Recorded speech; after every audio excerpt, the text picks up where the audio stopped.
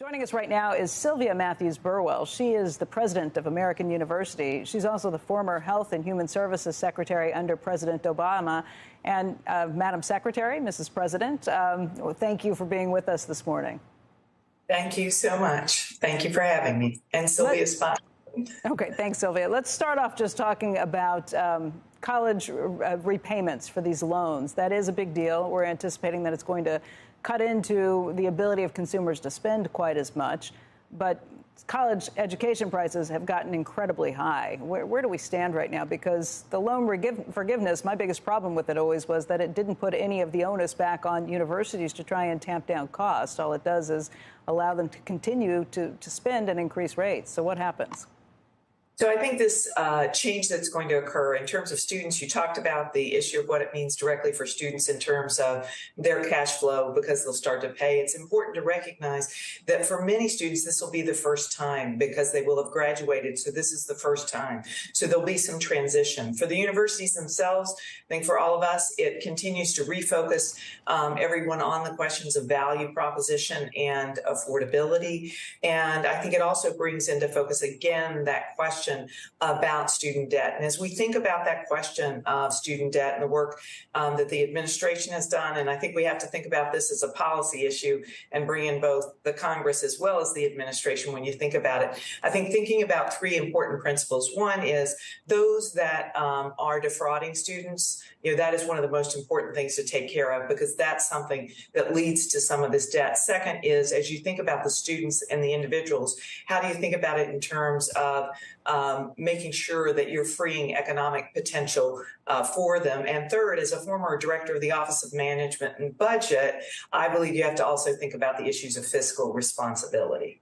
But I do believe there is something with the universities themselves. I mean, if you look at Purdue University under Mitch Daniels, they have frozen tuition for a decade. They've just signed off on freezing it for an 11th and 12th year so that tuition all in, if you're looking at room and board, is actually less than you were paying back in 2012. How are they able to do that when other universities look at increases in price every year that almost always outstrip inflation?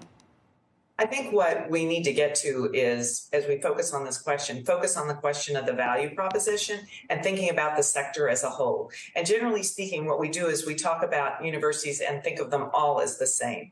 And this gets to the question of affordability and value proposition for students to get to. And I think your question is actually the right question, which is starting with the question of affordability, both in healthcare and in education. That's where you need to do. But affordability is related to the value proposition.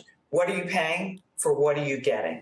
And that's why you need to think as a sector as a whole, because in different institutions, there are different things that are offered. I guess, but and it's hard to do this on a case-by-case basis unless you want to talk directly about American University and what you've done there. How much has your tuition gone up? What have you done to try and address affordability? If you're looking at the broader situation, you get out of school with 200 grand in debt, and you've got a liberal arts degree, you may not have gotten the best value proposition for what you paid. Well, I think that the value proposition also has to be recognized over an extended period of time. And here at American University, in terms of our peer institutions, we are at a lower price point and have had to try to work on those issues. And you work on those issues in two ways. You work on those issues in terms of the overall cost and that value proposition and thinking through that. And whether that's the work, I think everyone knows at universities across the country for residential institutions, the support we need in mental health areas, as well as a number of other areas that the residential proposition offers. I'm sad to say what's been happening on our campuses in terms of our colleagues at UNC and other places, the threats to those in Jacksonville and safety. So you think through this question of value proposition, your overall price, and then you think through the question of what you do in terms of financial aid. On both of those have been a deep focus at American University. Our focus on people, both our staff and faculty, as well as our students through the form of financial aid, has been a deep focus. And in the last years, we've increased our financial aid and the percentage of what's called the discount rate, which is the amount that the overall price is discounted for those who have the most need. So just to clarify, has tuition gone down over that period, or what students on average pay gone down? It's not gone down, but we have not been at the rate of increase that most of the other institutions have. And as you think about, when you think about the whole picture, that's why I say you got to think about the entire sector and you think about the value proposition and where you are and the market that you're in.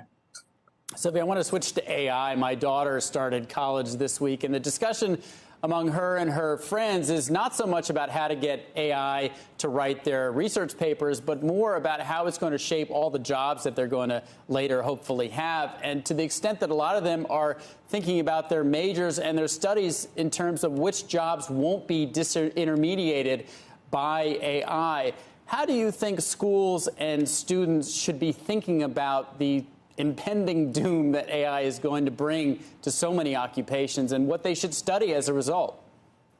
Well, first, I would honor your daughter for the way that she's thinking about it in terms of those conversations with her friends, because I think her approach, and I think you have to think about it both in terms of the question of the opportunities as well as the challenges. And let's start with the students and what they're learning and how they're learning. And I think first is in terms of what the students are learning, as well as how they learn, has to be focused on in an AI world. And just as your daughter is thinking about, what do I need to learn in a world where we don't even know the jobs that your daughter's going to have 20, 30 years from now.